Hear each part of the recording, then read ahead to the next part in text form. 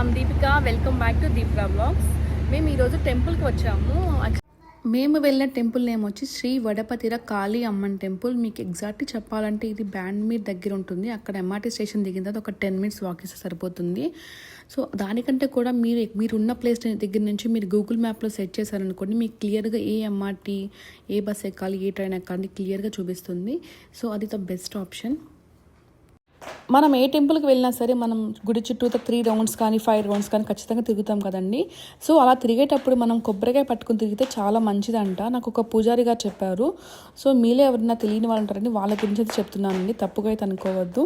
So అలా తిరిగితే మంచిదని చెప్పేసి నాకు పూజారి గారు చెప్పారు. సో అలా మేమైతే ఒక 3 rounds అయితే గుడి చుట్టూ తిరిగాము.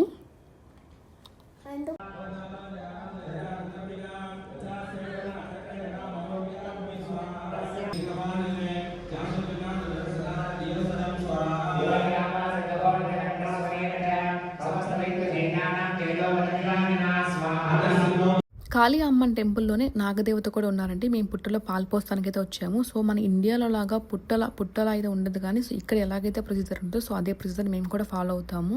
లైక్ మేము 2 years నుంచి మేమైతే ఈ టెంపుల్కి వస్తున్నామండి.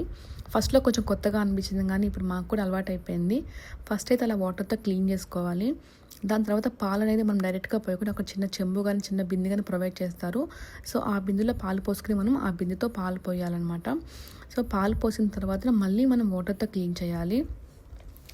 వాటర్తో క్లీన్ చేసుకుని నెక్స్ట్ పూజ చేసుకోవాలన్నమాట.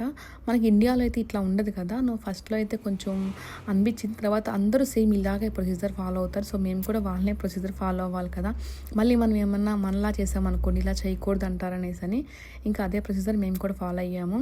అలా పూజ అయితే అయిపోయింది. పూజ అంతా అయిపోయిన తర్వాత ఆ బొట్టు తీసుకుని మనం పెట్టుకోవాలంట అంకుల్ చెప్తున్నారు. సరే అని చెప్పేసి నేను మా హస్బెండ్ ఇద్దరు అయితే బొట్టు పెట్టుకున్నాము. ఎవరైనా మన మంచి గురించి చెప్తారు కదా, సో అలా కొన్ని నేనైతే ఫాలో అవుతానండి. అలా నాగదేవత దగ్గర అయితే మా పూజ అయితే కంప్లీట్ అయిపోయింది. నెక్స్ట్ పూజారి గారు వచ్చారు. మనకి ఇక్కడ గోత్రనామాలు చదువుతారనమాట. ఇది టికెట్ వచ్చి $1 ఉంటుంది. సో మనమైనా ప్రసాదం కావాలంటే ప్రసాదం కూడా ఇచ్చుకోవచ్చు. మీలో ఎంతమంది నంది దగ్గరికి వెళ్ళినప్పుడు వాళ్ళ కోరికలు చెప్పుకుంటారు? నేను కూడా చెప్పుకుంటాను. అమ్మవారిని చూడండి ఎంత బాగా అలంకరించారో కదా, చాలా బాగుంది అమ్మవారు అయితే. సో ఆ రోజైతే చండీ హోమం జరుగుతుంది. అన్ఎక్స్పెక్టెడ్గా మేమైతే విజిట్ చేసాము. 108 రకాల ఐటెంతో హోమం అయితే జరుగుతుందండి. సో అందరూ ఒక్కొక్క చేతిలో ఒక్కొక్క రకం ఐటెం పట్టుకుని గుడి చుట్టూ తిరిగి నెక్స్ట్ ఆ చాటలో ఉన్న ఐటెం తీసుకెళ్ళి హోమగుండంలో అయితే వేశారండి.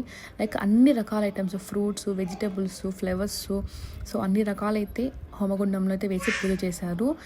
నెక్స్ట్ 29th May రోజునైతే సుమంగళి పూజ కూడా జరుగుతుందండి. మీలో ఎవరైనా వచ్చి విజిట్ చేయాలంటే తప్పకుండా విజిట్ చేయొచ్చు. దాని ప్రైస్ వచ్చి $108 అండి. సో మేమైతే ఈరోజు పూజ బాగా చేసుకున్నాము. సో మంచి గుడ్ వైబ్స్ అయితే వచ్చినాయి నాకైతే. సో మీరు కూడా తప్పకుండా టెంపుల్ని విజిట్ చేయండి.